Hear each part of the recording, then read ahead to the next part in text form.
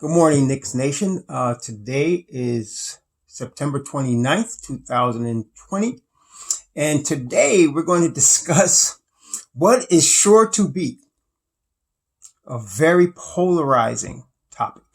That is Frank Ntilikina. I don't think in my entire life of being a fan of the Knicks, and I go back to 1969 with the Knicks, as far as consciously following them, that I have seen a player elicit more extreme love or extreme hatred between fans in New York Knicks Nation. I understand, I am by nature an analyst. That's what I do for a living. That's how I've always been. As part of, my gift is analysis. I do that for professional work, and I also just naturally do that. And so I break this up into four categories. There are, on the hate side, there are people that hate Frank Ntilikina because they hate his style. They hate his game. He's not a New York City style. He's not, Pearl Washington or Stephon Marbury style. He doesn't have that swag like them. And so they hate that. They want a more New York City point guard. Then there are those that hate him because they're looking at his stats and they're looking at him, comparing him maybe to a Steph Curry or to a Trae Young, and he doesn't have those type of stats. And so they're saying, get rid of him. On the love side, there are people, Frank is, there are women. I'm going to be blunt with you. There are women that think the boy is cute. He's a young boy. He's a good looking boy. And they're his fans regardless of what he does, good or bad, on the court. But then there are fans like myself that appreciate the purity of the basketball skill that he has and that he brings to the table. And what do I mean by that? I mean, he's unselfish. He's team first. Okay. He's a lockdown defender. He's a high IQ player. A lockdown defender that's team first, that's high IQ, is the type of player, in my opinion and in my experience, that every championship team has on its roster. Okay. And sometimes those guys start like a Marcus Smart. Sometimes those guys come off the bench like Patrick Beverley for most of his career until last couple of years. And we're going to talk about those two players, comparing to Frank. And, but they're always a major part of a winning team. And Frank is that piece, to me. So, I want to start off this video by saying all the haters that comment on the Frank video I'm doing here, don't be surprised if I just completely ignore you and don't answer anything you have to say as to why. I've heard all of the arguments, blah, blah, blah. He can't shoot, blah, blah, blah. He's not that great of a defender, blah, blah, blah. He can't run the offense, so on and so forth. And I can't be blue in the face, obviously, but metaphorically speaking, I've talked to I'm blue in the face with these people, and there's no, that's it. So now Frank is going into his fourth season. And the Knicks have to make a decision, just like with Mitchell Robinson. The Knicks have to make a decision with Frank in terms of his contract, whether to extend him.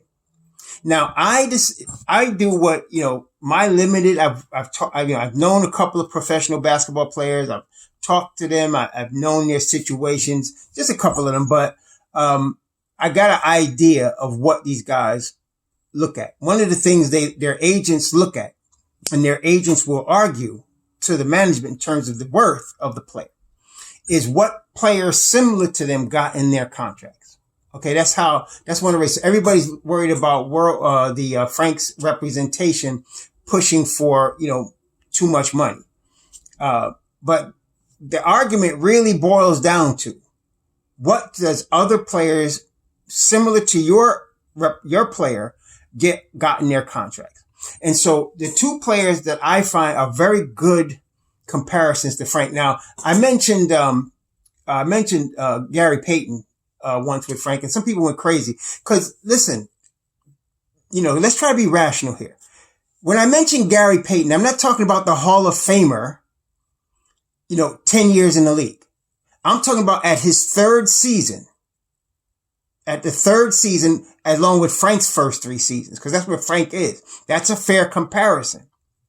And in Gary Payton's third season, they were talking about actually trading him. Just like people are talking about Frank now. Okay? Because he wasn't living up, they thought, to the billing, because he was a defensive player. Defense first. Okay? And pass first. That was Gary Payton in his first 3 seasons.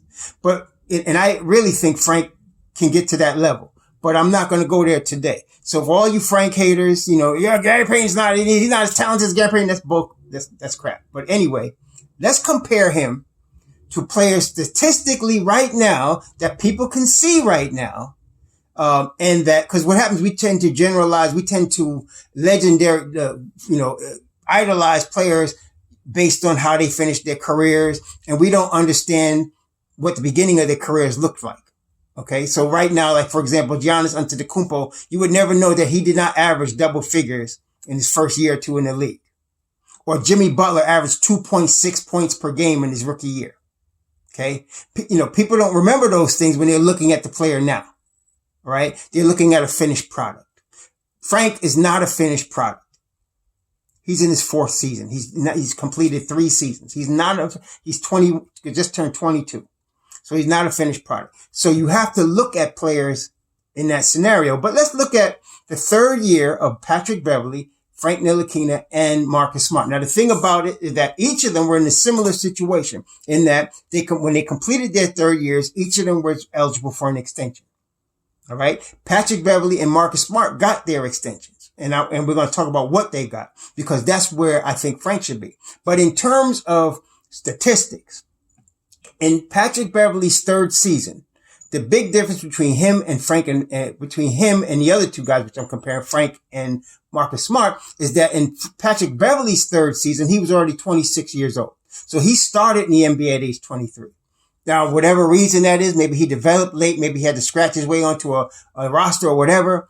He was 26 years old in his 3rd year. Marcus Smart was 22 years old in his 3rd year, and Frank was 21 years old in his 3rd year. Now, of course, now both Beverley and Marcus Smart are older than Frank, but we're just comparing their 3rd seasons because that's where Frank just finished.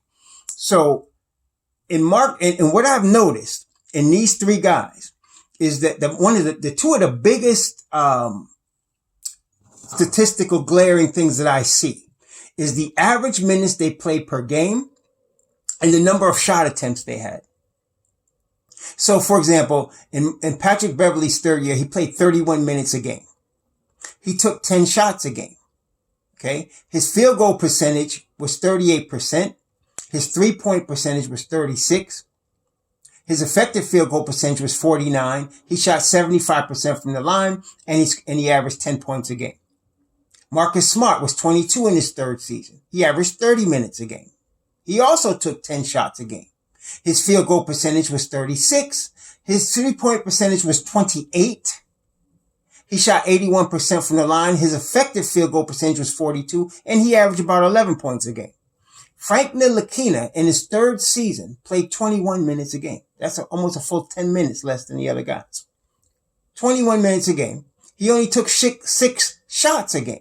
His field goal percentage was the highest at 39. His 3-point percentage was in the middle at 32. His effective field goal percentage was 46. And his free throw percentage was higher than all of them, 86. And he averaged 6 points a game. So the biggest things that jump out at me was he played much less than the other 2 guys. Okay. And he took much less shots. Now, part of his taking less shots was his just lack of aggressiveness. We know Frank needed to be more aggressive. But of course, if you're paying attention at the end of this past season, he was being more aggressive. And so that's something that that's where coaching comes in. Frank can be more aggressive. Frank is a team first player. He's coming out of Europe. Okay. When you're in the United States, you come out, most of these guys that are, college basketball recruits like a Marcus Smart, Oklahoma State, they're coming out of an AAU system where it's much more athleticism based. It's much more individual based. It's not team based. Frank is coming out of a European system where it's all team based. It's about team. It's not about individual stats. Okay. And so that's his mentality coming into, which I find to be a positive, as far as being a championship piece. Now, but this being the case, I think it's in this particular case, because Frank is going to be playing under Tibbs this year, I think it's good to look at the per 36 minute numbers because I'm expecting Frank to get a big boost in minutes this year. I'm expecting him to get plus 30 minutes a game. Okay. And so that being the case, you look at the per 36 numbers of the three players and they're almost identical. Frank averages 11. Patrick Beverley averages 12. Marcus Smart averages 13. Okay. That's per 36. And that's with Frank taking 10 shots a game.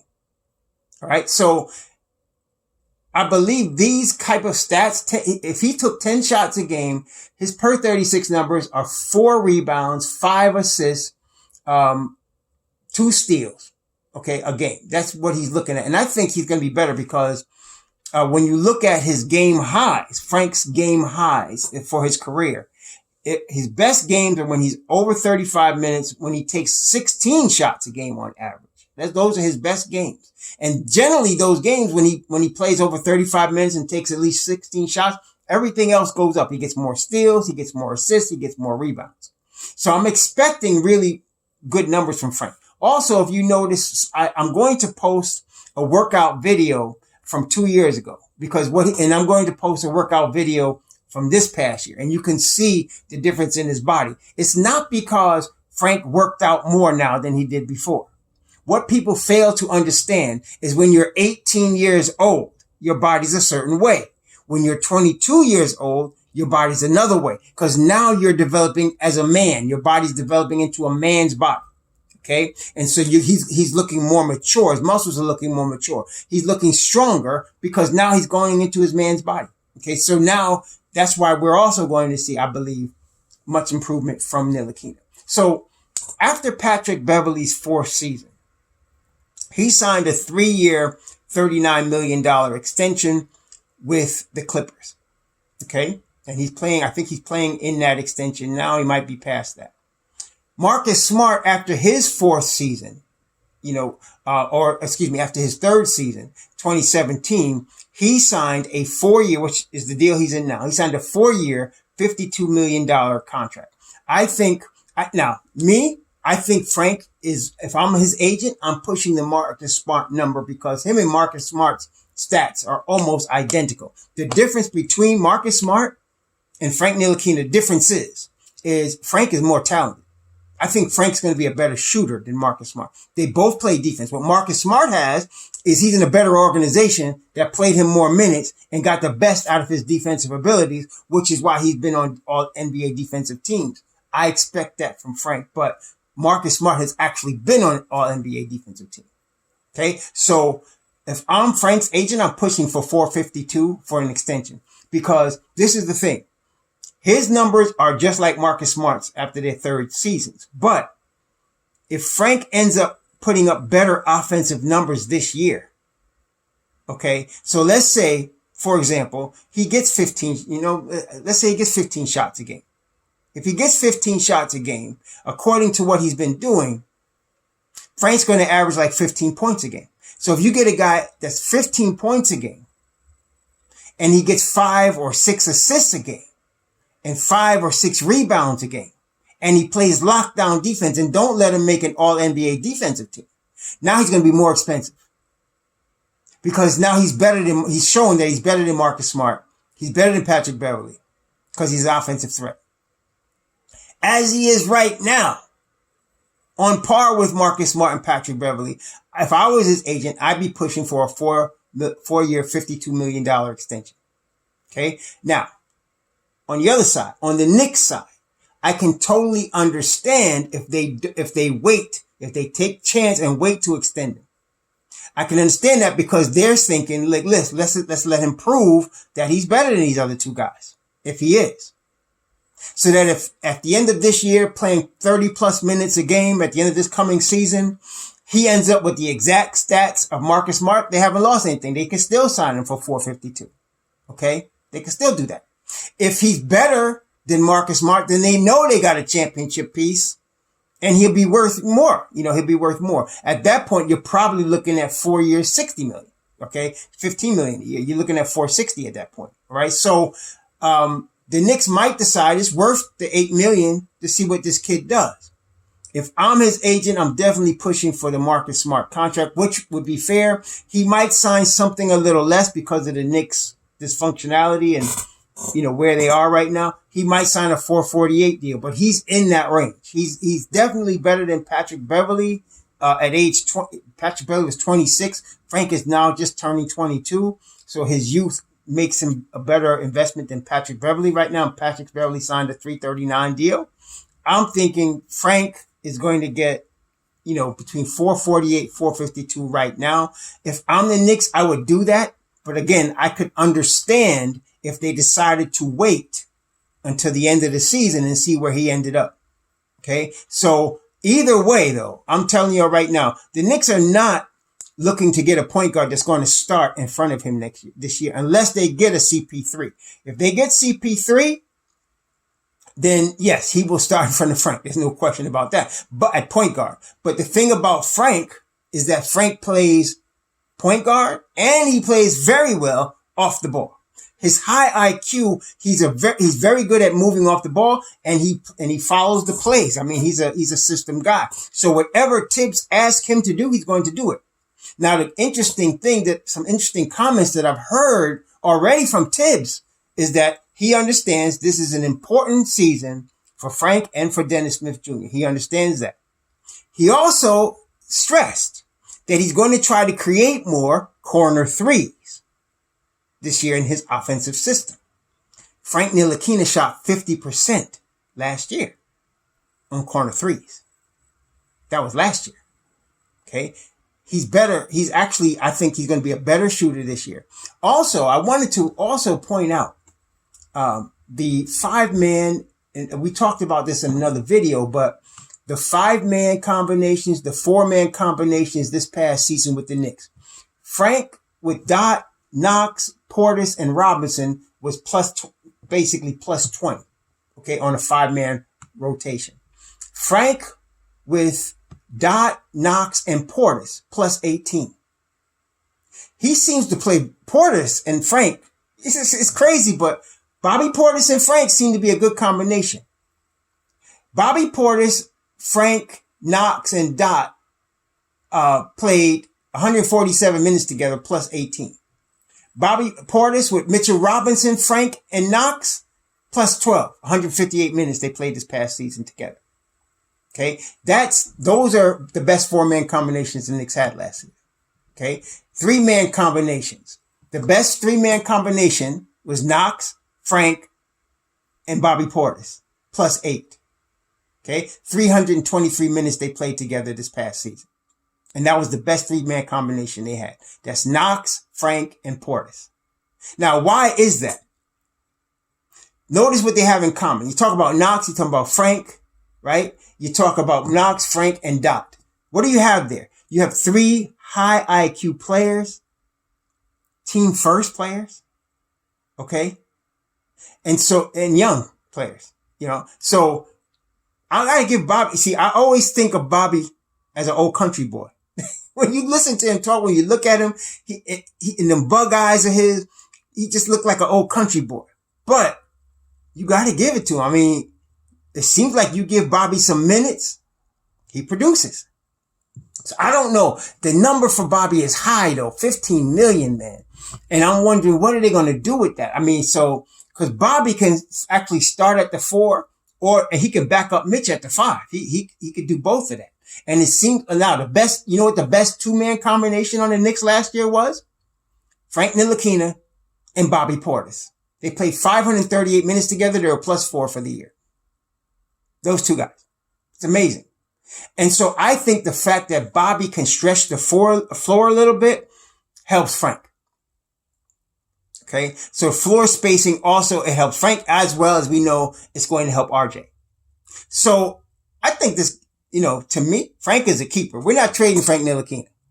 And this is the thing, all the Frank haters, I'm not even talking to y'all. I don't even want to deal with y'all. But if Golden State Warriors, 3-time overall, 4-time NBA champions, want Frank Ntilikina on their team, why do you think that is? Why do you think that is? Why was Dallas took several trips to France to talk to Frank when he was being drafted? That they were looking at him. Why do you think that is? What do you think will happen if Greg Popovich got a hold of Frank? Or Eric Spoelstra? See, people that are talking about trading him, why do you think OKC is pushing? They don't want Julius Randle. They want Frank. They'll take Julius Randle, but they want Frank. Why is that? You know why? Because they're going to pair him with Shai Gilgeous-Alexander, because this is the last year of Schroeder's contract. They're going to trade Schroeder, or they're going to try to get picks for him, just like they're doing with CP3. They're looking for some sucker to lay off on him, like they're looking for us to give them picks for CP3. And they want to pair Frank with Shai Gilgeous-Alexander. Okay? Because he's a championship piece. That's what he is. So, for those of us that actually know the game and understand that, I'm sure the Knicks understand that. So at this point, they're going to see, I think, they're going to see what they have with Frank. They should extend him in October or November, whatever the new deadline might be. They should extend it. But if they don't, I'm not going to argue and say, they made a huge mistake, because I think they'll just end up paying more, because the kid's I think he's going to thrive in Tibbs' system. Looking at him the way he is right now, he's going to thrive in the system. I'm going to put in the description box a couple of highlights of his defense, because I don't know why some people actually say he don't play that good at defense. I don't know what game they're watching. And then there's some other, I won't call them idiots, but let's just say uninformed people that don't understand that the offense actually is better when Frank is on the floor. The ball moves. The ball moves when Frank is on the floor. When you play basketball the right way, according to the right way that Dean Smith taught Larry Brown and all the people coming out of his system back in the 80s and 70s that are now coaches, George Karl. When you play basketball the right way, one of the tenets of playing basketball the right way is that the ball has to move. Now, you have exceptions when you have a Carmelo Anthony. But if you notice, our man Carmelo did not win a chip, and he was in Denver with George Karl. And they put defensive players around him, and they were in the playoffs every year, but they did not win a chip. Okay. The ball has to move. Look at the Miami Heat. By the way, congratulations to the Miami Heat and the Los Angeles Lakers for going to the NBA Finals, but also congratulations to the Denver Nuggets and the Boston Celtics for getting to their conference finals. And I want to tell you about both of those teams. You ain't seen the last of them. I think Boston has not even reached its peak yet. And the reason is because their best players, again, are wings. That's Jaylen Brown and Jason Tatum. And this is the real, even though they've been deep in the playoffs before, this is the first year that they've been deep in the playoffs with those two guys as their main players. And those two guys now got a taste of what it's like to be the man on a conference championship type of team. And I think you're going to see them back again next year. So you got their wings, and then they got Kemba, and they got defensive ace and Marcus Smart. You're going to see them back again. And same thing with Denver. Same thing. This is the Joker's first, foray into a run like this. This is Jamal Murray's first foray. I think they're going to end up, throwing the bag at Grant so that he doesn't even look anywhere. That's why I'm not real positive on Grant coming to us, because he's going to end up staying with that system because he's going to give him the money. Okay. They're going to give him the money. But yeah. So what do y'all think? What do you guys that are rational think? I think Frank Ntilikina should be extended. I'm looking at 448 to 452 for the kid. Same with Mitchell Robinson, actually. And based on comparisons, but that's another video.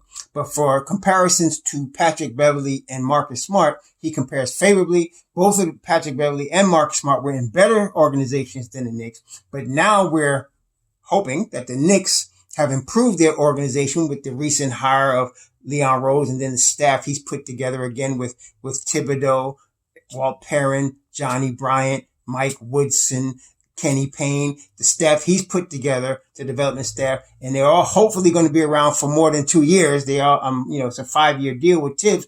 Hopefully they play this through the 5 years and let it go, and let's see what we could do. I think we'll be in good shape.